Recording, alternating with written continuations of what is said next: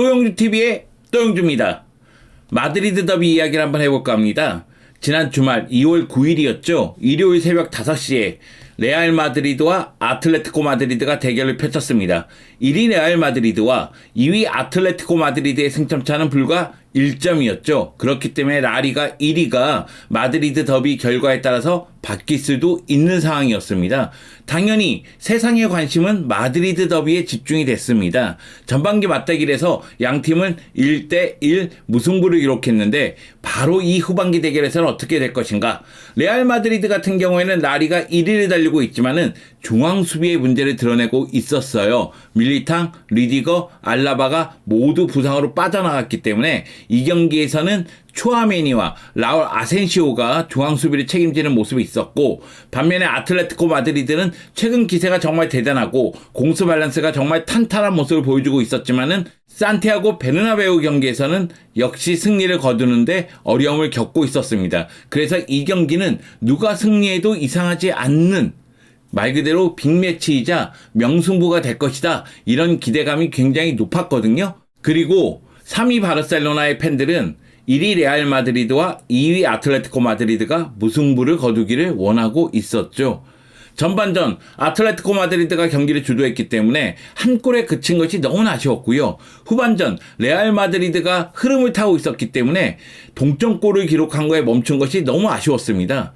결국 이 경기는 1대1 무승부로 막을 내리게 됩니다. 자, 그러면 마드리드 더비 어떻게 전개가 되고 어떤 결과가 나왔는지, 그리고 양 팀에게 어떤 문제가 있고 어떤 식이 좋았는지 한번 저랑 살펴보도록 하겠습니다. 여러분 함께 가시죠. 렛츠고! 라리가 23라운드 마드리드 더비 정말로 뜨거운 명승부였습니다. 먼저 경기 결과부터 알려드릴 텐데요. 전반전 흐름을 탔던 아틀레티코 마드리드는 PK를 얻어내면서 훌리안 알바레스가 파넨카 킥으로 선제골을 기록하는 데 성공을 합니다. 하지만 후반전 레알 마드리드는 대역전을 꿈꿨고요. 그 가운데 킬리안 음바페가 동점골을 넣으면서 경기 결과는 1대1로 마무리가 됐습니다. 점유율은 6대4 정도로 레알 마드리드가 우위에 있었고요. XG값을 보면은 레알 마드리드가 1.72, 아틀레티코 마드리드가 1.47을 기록했습니다. 그래서 1대1 무승부가 이상한 결과는 아니라는 느낌은 좀 듭니다. 슈팅 숫자 보면은 레알 마드리드가 23개, 아틀레티코 마드리드가 10개를 했고요. 유효 슈팅 숫자를 보면은 레알 마드리드가 9개, 그리고 아틀레티코 마드리드가 1개를 했습니다. 사실 레알 마드리드 전반전에 좀 아쉬웠어요. 물론 전방부터 압박하고 빠르게 전환하고자 노력하는 모습은 눈에 띄긴 했지만 효과를 보는 굉장히 위력적인 골이 될 만한 장면이 거의 없었다고 해도 과언은 아니었습니다. 왜냐하면 전반전에 레알 마드리드는 유효 슈팅이 하나도 없었습니다. 그러면서 어려움을 겪었고요. 반면에 아틀레티코 마드리드가 흐름을 타고 있었다고 말씀을 드렸는데 수비에서 공격으로 전환하는 과정은 매우 좋았습니다. 측면을 이용하면서 계속해서 측면 쪽에서 중앙으로 들어가려고 했는데 마지막 패스의 정확도, 그 점이 아쉬웠거든요. 사멜 리누가 발을 밟히지 않았다면, 추아메니가 반칙을 범하지 않았다면 PK는 주어지지 않았을 것이고, 그러면 경기 결과는 레알 마드리드가 가져가지 않았을까? 이런 생각이 들었던 경기이기도 합니다. 그만큼 전반전 흐름을 탔을 때 아틀레티코 마드리드는 더 많은 골을 넣었어야 된다, 이런 이야기를 좀 드리고 싶고요. 훌리안 알바레스의 PK골, 와, 정말 대단했죠. 훌리안 알바레스 강심장입니다. 크루토아를 상대로 파넨카킥, 레알 마드리드를 상대로 파넨카킥, 와, 정말 대단했다, 이렇게 얘기할 수가 있겠습니다. 최근에 그리즈만이 PK를 좀 놓치지 않았나요? 그러면서 훌리안 알바레스가 페널티킥을 처리했는데 너무나 깔끔하게 마무리 지었다는 이야기를 드리고 싶습니다. 이 경기 결과에 따라서 레알 마드리드는 승점 50점에 가장 먼저 다다른 팀이 됐고요. 여전히 라리가 1위입니다. 반면에 아틀레티코 마드리드는 승점 49점으로 라리가 2위에 위치하고 있습니다. 그러면 경기 내용을 살펴볼게요. 레알 마드리드의 안첼로티 감독은 4-2-3-1 포메이션을 꺼내 들었습니다. 역시 관심은 중앙 수비에 누가 오느냐거든요. 가장 안전한 카드 라울 아센시오와 추아메니를 배치를 했는데, 추아메니 같은 경우에는 PK를 내줬기 때문에 중앙 수비의 문제점이 실점으로 연결됐다고 봐도 무방할 것 같아요. 라울 아센시오 같은 경우에는 너무나 잘해줬기 때문에 안첼로티 감독이 라울 아센시오를 계속해서 중용했으면 하는 바람이 있습니다. 그리고 공격 4인방을 모두 선발 출전시켰는데 스페인 현지에서도 공격 4인방이 나오는 것보다는 이 중에서 한 명을 빼는 게 더 위력적이지 않겠느냐, 이런 이야기를 안첼로티 감독에게 경기 전에 물어보는 모습이 있었습니다. 그러다 보니까 안첼로티 감독이 위력은 점점점 향상되고 있다. 다만 동선이 겹치는 문제는 여전히 존재한다고 이야기를 했고요. 전반전 모습을 봤을 땐 좀 아쉬웠어요. 저는 음바페의 움직임 자체를 봤을 때 몸돌림이 굉장히 가벼워 보였고요. 호드리고는 위력적인 돌파를 많이 보여줬습니다. 그리고 주드 벨링엄 같은 경우에는 미드필드에서 희생적인 플레이를 굉장히 많이 했는데 전반전은 비니시우스가 잘 안 보였어요. 저만 그런가요? 물론 후반전은 완전히 달라진 모습을 보여줬습니다. 후반전 왼쪽 측면과 왼쪽 하프 스페이스에서 비니시우스가 살아나면서 말 그대로 상대의 수비를 흔드는 모습이 있었고요. 그리고 호드리구가 안쪽으로 들어가면서 컷백을 했는데 코스가 기가 막혔죠. 그러다 보니까 주드 벨링엄의 1차 슈팅이 막혔어도 음바페가 2차 슈팅으로 마무리 짓는 모습이 나오면서 동점을 성공시키는 모습이 나오긴 했는데, 일단 공격 라인 봤을 때에는 조금 아쉬움이 있었다, 그런 이야기를 드리고 싶고요. 다만 브라임 디아스를 교체 투입했을 때 너무 늦은 시간에 교체 투입시킨 것이 아닌가라는 생각이 듭니다. 호드리고 대신 브라임 디아스가 오른쪽 측면을 책임지는 모습이 나왔는데 88분에 들어갔으니까 뭔가 보여주기에는 시간이 너무 부족했다, 이렇게 평가할 수가 있겠고요. 그 전에 카마빈가라든가 아니면 모드리치를 투입한 건 이해가 되죠. 미드필드의 에너지 레벨을 유지하기 위한 방법이었습니다. 물론 이 경기 세바요스가 경기 조율을 상당히 잘했고 프라는 공격 가담을 자제하는 모습이 있었어요. 저는 레알 마드리드가 왼쪽 라인에 비니시우스, 음바페, 호드리고, 벨링엄 모두 빠지면서 플레이를 할 수 있다면 왼쪽 풀백에 공격 가담을 많이 할 필요는 없다는 생각이 좀 듭니다. 여기다가 시메오네 감독이 줄리아노 시메오네를 굉장히 잘 이용하고 있으니까 그 부분을 생각해서 프란을 배치했는데 약간 문제가 있었다 할지라도 저는 이것도 나름대로 이유가 있다는 생각이 듭니다. 레알 마드리드에게 아쉬운 점은 전반전에 조금 더 적극성을 띄어야 됐다. 전반전 분위기가 아틀레티코 마드리드 분위기니까 레알 마드리드 입장에서는 아쉬움이 남았다는 이야기를 드리고 싶고, 추아메니의 그 반칙, 저는 느린 장면으로 봤을 때 추아메니가 사무엘 리누 발을 밟았어요. 그렇기 때문에 그 장면은 PK를 줘도 할 말은 없다는 생각이 듭니다. 그런데 다른 경기에서 이런 반칙이 나왔을 때 PK 없이 그냥 가는 경우도 적지 않았거든요. 그 점을 봤을 때는 가우뚱해지는 장면도 있긴 있었어요. 물론 느린 장면을 봤을 때 저는 PK가 맞다고는 생각을 합니다만 레알 마드리드 팬들 입장에서는 운이 나빴다고 생각하는 장면이겠죠. 저도 그렇게 생각을 합니다. 반면에 아틀레티코 마드리드의 시메오네 감독은 4-4-2 포메이션을 가동했습니다.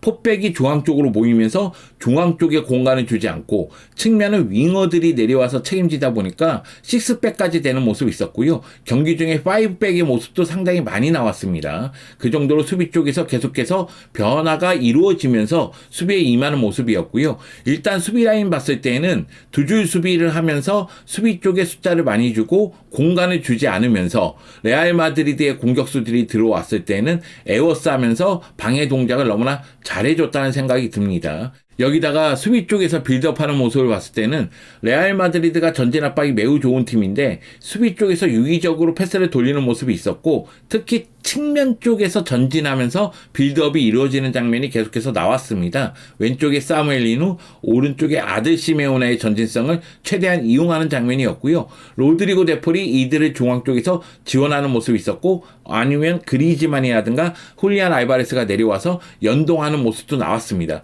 근데 다시 한번 말씀드리지만 아틀레티코 마드리드는 전반전 흐름을 탔을 때 박스 안쪽에서 무언가 많이 만들었어야 돼요.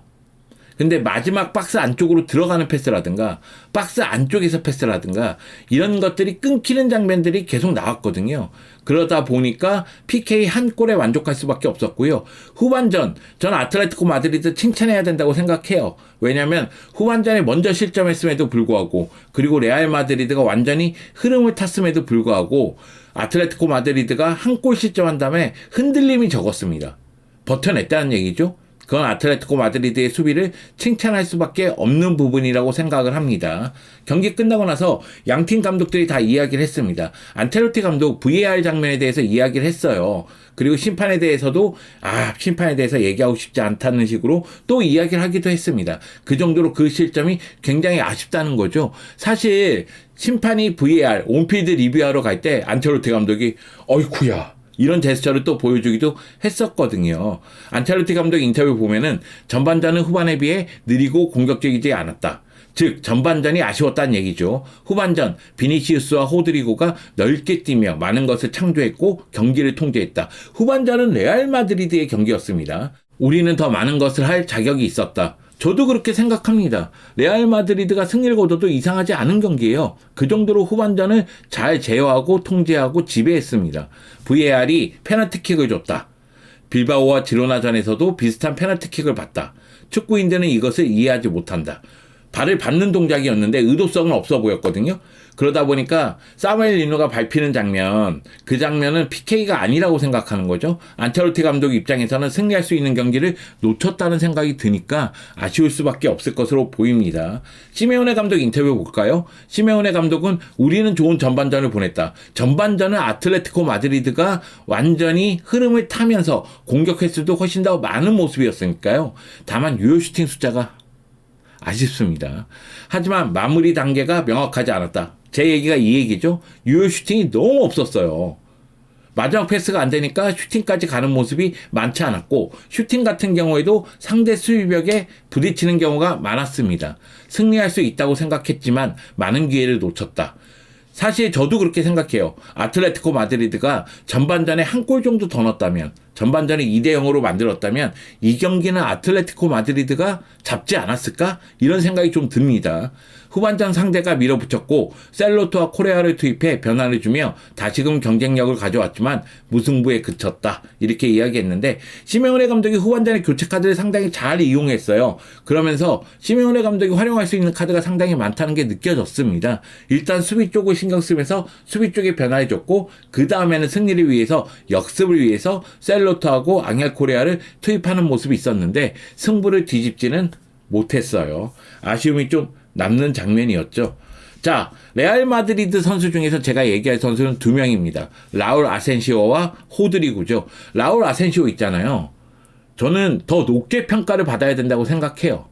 지금 리디거가 곧 돌아오겠지만 리디거, 알라바, 밀리탕이 부상이라면 라울 아센시오에게 계속해서 기회를 주는 것이 옳다고 생각합니다. 그리고 안첼로티 감독은 계속해서 기회를 줄 것이라고 보입니다. 왜냐하면 팀에서 입지가 달라졌다는 보도가 계속해서 나오고 있으니까요.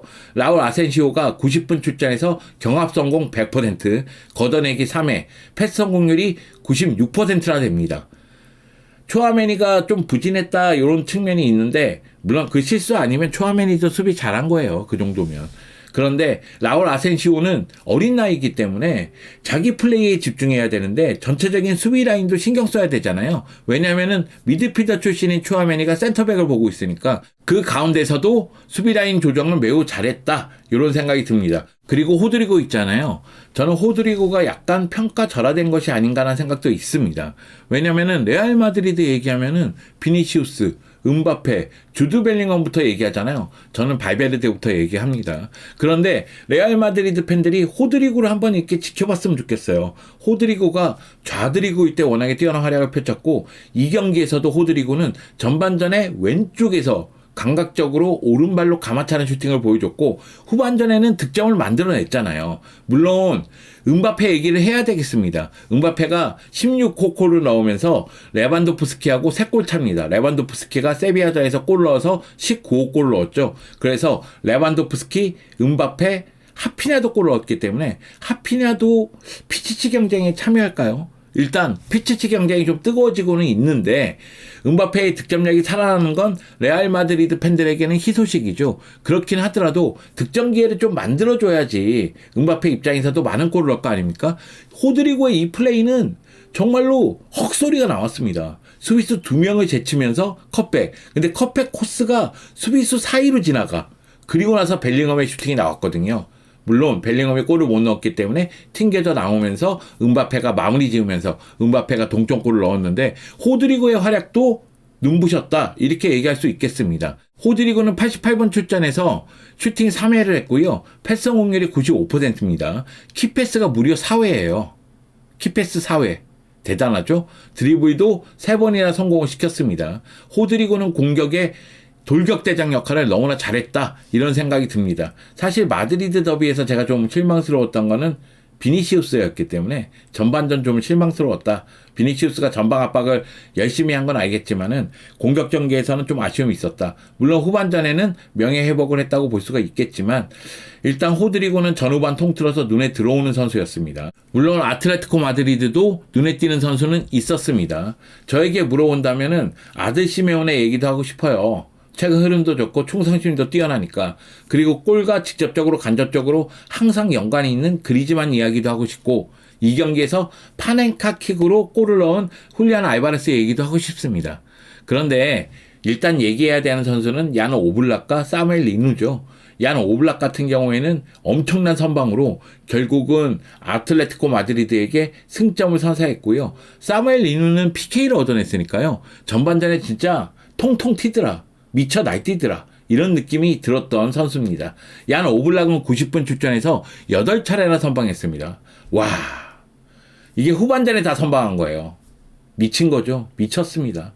난공불락 얀 오블락이라고 매번 얘기하는데 정말 난공불락입니다. 후반전 시작된 레알의 공세를 완벽하게 막아내며 무승부를 견인했죠. 사실 후반전 레알 마드리드의 기세를 봤을 때는 더 실점하더라도 이상하지 않습니다. 그리고 실점할 뻔한 장면이 없지 않았어요. 비니시우스의 슈팅이라든가 호드리고의 슈팅이라든가 여러 가지 슈팅을 막아내면서 후반전에만 8차례 선방을 보여줬고요. 그리고 사무엘 리누 이야기를 하자면 64분 출전해서 슈팅을 2차례 했고요. 패스 성공률이 88%입니다. 키패스를 한 차례 보여줬습니다. 주로 역습 상황에서 전진하면서 역습을 주도해냈고 PK를 유도해냈고 사무엘 리누도 이 경기에서 이름값을 톡톡히 했다는 생각이 듭니다. 돌이켜 생각해보면 느 노르왕이 징계로 못 나오는 경기였는데 랑글레와 호세 히메네스가 나름 잘 버텨줬고 얀 오블락이 최후방에서 골문을 꼭꼭 잠그고 있었기 때문에 한 골밖에 실점하지 않았다는 생각이 들고요. 그리고 이 경기에서 공격 쪽의 변화를 계속 주는 시메오네 감독이었는데 전반전의 흐름을 탈 수 있었던 거는 사무엘 리누 그리고 줄리아노 시메오네의 저돌적인 직선적인 돌파가 효과를 봤기 때문이라는 생각이 듭니다. 이 경기 결과론적으로는 1대1 무승부로 끝났습니다. 레알 마드리드, 아틀레티코 마드리드 돌이켜 생각하면 다 아쉬울 것 같아요. 그러다 보니까 뭐 스페인 언론에도 그런 얘기가 있는데 만족한 팀은 바르셀로나밖에 없다.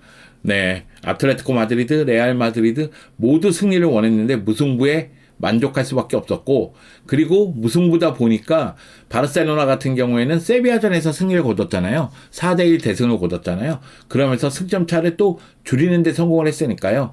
지금 상황은 1위 레알 마드리드 승점 50점, 2위 아틀레티코 마드리드 승점 49점, 3위 바르셀로나 승점 48점입니다. 그렇기 때문에 1위 경쟁이 매우 뜨거울 것으로 보이는데요. 저는 모르겠습니다. 정말 모르겠어요. 안첼로티 감독이 어떤 식으로 1위 경쟁을 할지 그리고 지금 이 순간 공수 밸런스가 가장 좋다는 시메오네 감독은 또 어떤 식으로 1위를 탄화하고자 노력할지 여기에 3위 바르셀로나 2025년 들어서 너무나 기세가 좋긴 하거든요. 최근 11경기 무패니까요. 한지 플릭 감독은 과연 어떤 식으로 1위 경쟁을 하면서 우승을 쟁취하고자 노력할지 저는 모르겠습니다. 앞으로 라리가 재미가 더욱더 높아질 것으로 보입니다. 어떻게 해야 되죠? 또영주TV와 함께 해주세요.